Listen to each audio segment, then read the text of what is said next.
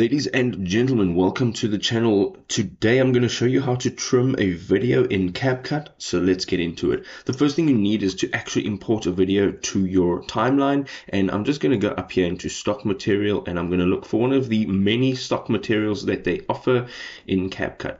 So you can just hit the little plus button, or you can click down and drag it to your timeline. So this is our video now, and I'm going to push play, and when I push play, it's going to start running, and I'm going to stop it exactly where I would like to cut it.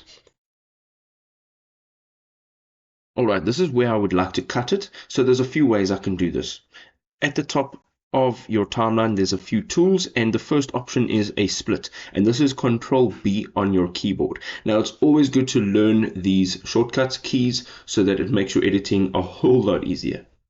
So once you click that, you can see that it splits it, and then you can do whichever you would like with this clip where you've split it. So I'm going to push play again.